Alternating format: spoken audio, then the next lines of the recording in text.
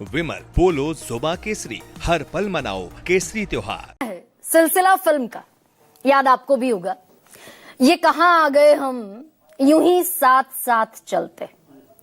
मैं इसे थोड़ा सा बदल देती हूं। ये कहां आ गए हम यूं ही लड़ते लड़ते, और दरअसल हम लड़ ही रहे हैं और बड़ी शिद्दत से लड़ रहे हैं। अभी तक हिंदू मुसलमान पर कोहराम तारी था इस पूरे देश में।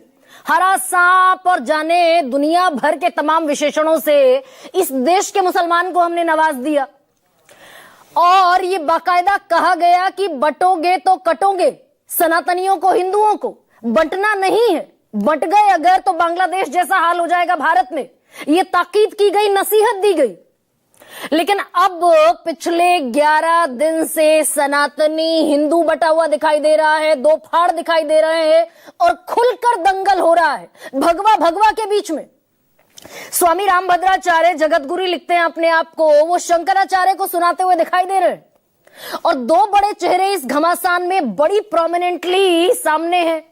एक तरफ है उत्तर प्रदेश के मुखिया योगी आदित्यनाथ, गोरक्षधाम पीठ के पीठाधीश्वर भी हैं, महंत थे। और दूसरी तरफ सनातन के, भाई वो भी अपने आप को सनातनी कहते हैं, सनातन के नाम पर हुंकार भरते हैं। दूसरी तरफ है सनातन के सबसे बड़े वाहक शंकराचार्य, चार सबसे बड़े चेहरों में से एक सनातन के स्वामी अविमुक्तेश्वरानंद। कई बार डिबेट कर चुकी हूं, ठनी हुई है लगातार, 11 दिन बीत गए हैं। लेकिन आज जो नौबत आन पहुंची है वो 1600 साल के इतिहास में पहले सनातन परंपरा में कभी नहीं हुआ कि प्रयागराज की धरती पर शंकराचार्य पहुंचे हों और विवाद इस कदर बढ़ गया हो कि बगैर स्नान किए लौट गए हो शंकराचार्य। अविमुक्तेश्वरानंद बगैर स्नान किए प्रयागराज से, संगम नगरी से लौट गए हैं। 11 दिन से अनशन पर बैठे हुए थे और मांग क्या रहे थे कि सम्मान के साथ स्नान करा दिया जाए। इतनी सी मांग थी। आज पहुंच गए काशी कि मैं मन से बड़ा दुखी हूं, और इन्हीं की बुकलेट में एक बुकलेट दिखाते हुए दिखाई दिए शंकराचार्य कि इन्हीं की बुकलेट में बड़े अधिकारी पीछे खड़े हुए हैं। हमारी पुरानी तस्वीर छपी है, शंकराचार्य नाम के सामने लिखा हुआ है। अब हमसे शंकराचार्य का सर्टिफिकेट मांग रहे हैं। और क्या कहते दरअसल दिखाई दिए प्रयागराज की धरती पर कि हमने लंबा समय दिया कि विचार कर ले सरकार। यूपी में भी वही सरकार है, केंद्र में भी वही सरकार है। अन्याय जो हुआ, शिखा खींची गई, चोटियां खींची गई, दंड खींचा गया, वो पूरे देश के सामने है कि कैसे पकड़कर घसीटा और पीटा गया बटुकों को।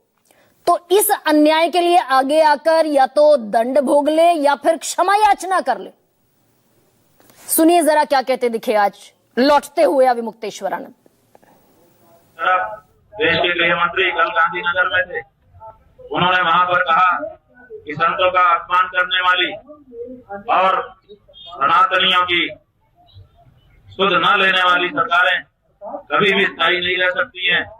एक तरफ इतना बड़ा ज्ञान उनके द्वारा कुचलित किया जा रहा है और दूसरी तरफ सनातन धर्म के सबसे बड़े प्रतीक शंकराचार्य, सबसे बड़े प्रतीक बटुक, सबसे बड़ी प्रतीक सन्यासी, सबसे बड़े प्रतीक ब्रह्मचारी, जिन्होंने सनातन को अपने कंधों पर ढोने के लिए अपना जीवन समर्पित कर दिया है, ऐसी साधवियां, ऐसे सबका अपमान यहाँ पर हो रहा है।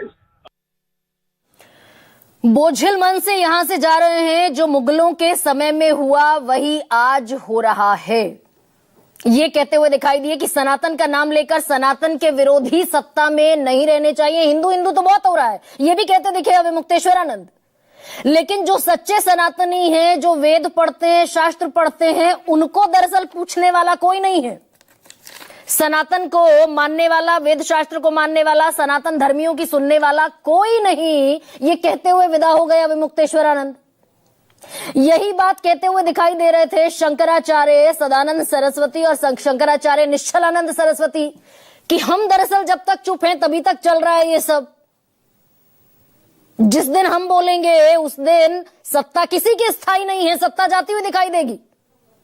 अब लेकिन इस बीच माघ मेला जो प्रशासन है, जिसके नाम की ओट भी ली जा रही है, वो 11 दिनों से नींद में था, कान में तेल डाले हुए था। भाई ना माफी मांगता दिखाई दिया, ना झुकता दिखाई दिया। उल्टा हुआ क्या कि नोटिस पर नोटिस चस्पा कर दिए गए। अभी मुक्तेश्वरानंद को पूछा गया कि भाई तुम्हें हम माघ मेले से बैन क्यों ना कर दिया जाए हमेशा के लिए, जो जमीन देती है सरकार, जो सुविधाएं देती है वो वापस क्यों ना ले ली जाए तुमसे। ये शंकराचार्य को कहा गया इस देश में कि ये पहले साबित करो कि शंकराचार्य अपने नाम के सामने लगा क्यों रखा है, सुप्रीम कोर्ट की तो रोक है। तो ये माघ मेला प्रशासन की हिमाकत थी। अब लेकिन इसमें जो आज का एपिसोड है वो क्या हुआ, अभी तक तो प्रशासन कह रहा था कि ये शंकराचार्य पहले साबित करें अपने आप को। कल एक चिट्ठी और दरअसल एक प्रस्ताव भी भेजा गया 11 दिन बाद। बिल्कुल उलट बात जो कह रहा था प्रशासन अभी तक उससे, कि आपको संगम में ले जाया जाएगा। पालकी को लेकर यह बवाल हुआ था भाई, और कल प्रशासन कहता हुआ दिखाई दिया कि पूरे सम्मान के साथ हम पालकी के साथ आपको संगम में ले जाएंगे, स्नान कराएंगे, आप पर फूल भी बरसाए जाएंगे। ये एक चिट्ठी में कहता दिखाई दिया प्रशासन। तो भाई अभी तक ये इतना दुनिया भर का जो क्लेश हुआ, बवाल हुआ, इसे होने क्यों दिया गया?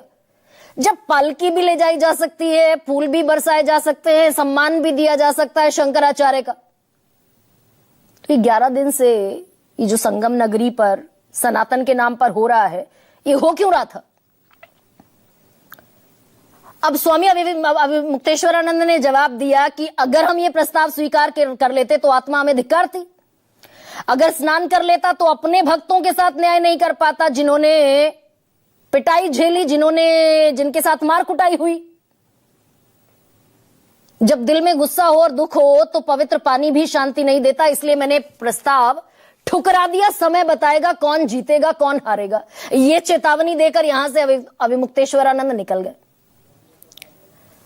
योगी आदित्यनाथ, भाई कमाल इस बात का है, ये तस्वीर आपके सामने साफ होनी चाहिए। हिंदुत्व की सरकार और सनातन की हुंकार भरने वाली सरकार, और ये बवाल अनशन पिछले 11 दिन से चल रहा था। केशव प्रसाद मौर्य अपनी ही सरकार को आईना दिखाते हुए दिखाई दे रहे थे कि मुझे जब कहा जाएगा तब जाऊंगा ना, जब मुझे कहा जाएगा मैं तब पहुंच जाऊंगा। अभी मैं अपने स्तर पर विनय कर सकता हूं, निवेदन कर सकता हूं कि सम्मान से स्नान कर लीजिए। ये केशव प्रसाद मौर्य कहते हुए दिखाई दिए कि मुख्यमंत्री के स्तर पर प्रयास हो रहे हैं, मेरे स्तर पर मैं विनय कर सकता हूं, निवेदन कर सकता हूं। मुझे यानी कहा जाएगा तब जाऊंगा, यानी किसी तरह की रोक थी क्या केशव प्रसाद मौर्य पर? यह सवाल भी उठता है। और यह प्रशासन से ऊपर का कहीं का मामला था क्या? यह भी सवाल उठता है। मुख्यमंत्री कालनेमी बताते हुए दिखाई दिए थे कि तो कालनेमी आते हैं, कुछ सनातन के खिलाफ साजिश करते हैं। मुख्यमंत्री कालनेमी कह रहे हैं, केशव प्रसाद मौर्य जगत गुरु शंकराचार्य राजनीति से परे व्यक्ति बता रहे हैं। अब दरअसल इसमें अखिलेश यादव ने राजनीति का तड़का भी डाला, छौंक, कि सनातन अथा ऐसा कुछ करके उन्होंने लिखा, आहत संत अर्थात सत्ता का अंत। वो यहां 2027 की अपनी भूमिका बनाते हुए दिखाई दे रहे हैं अखिलेश यादव। और भाई विपक्ष की ये बड़ा नेचुरल सा डिस्कोर्स है कि अगर यहां सत्ता पक्ष में इतना बवाल घमासान मचा हुआ हो। और एक बड़ी खबर भी आपको देने वाली हूं, देश के गृह मंत्री अमित शाह कल गुजरात में थे और क्या कहते दिखाई दिए, और इसको सीधे सीधे जोड़ा जा रहा है प्रयागराज के इस बवाल से। अमित शाह कहते दिखाई दे रहे हैं कि संतों के आशीर्वाद से जो सरकार सनातन धर्म के मूल्यों को बनाए रखने में नाकाम रहेगी, वो देश में कभी सत्ता में नहीं लौटेगी। ये अमित शाह कह रहे हैं, देश के गृह मंत्री। संतों का आशीर्वाद। आजादी के बाद सनातन परंपरा को मानने वालों ने लंबे वक्त तक ऐसी सरकार का इंतजार किया जो सनातन धर्म को महत्व दे, सिद्धांतों का अनुसरण करे। नहीं करोगे तो सत्ता से बेदखल हो जाओगे। सुनिए। હવે કોઈ દિવસ સનાતન ધર્મના અનુયાયીઓ નિરાશ થાય એવું શાસન આ દેશમાં ક્યારેય નહીં આવે।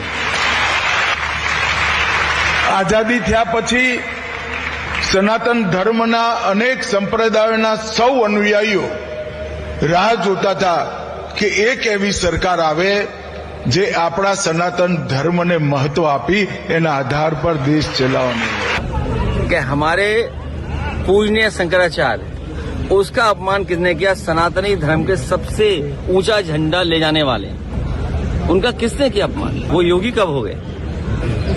सर्टिफिकेट कहां से मिला? अगर वो दूसरे का सर्टिफिकेट मांग सकते हैं तो उन्हें अपना भी तो सर्टिफिकेट दिखाना चाहिए।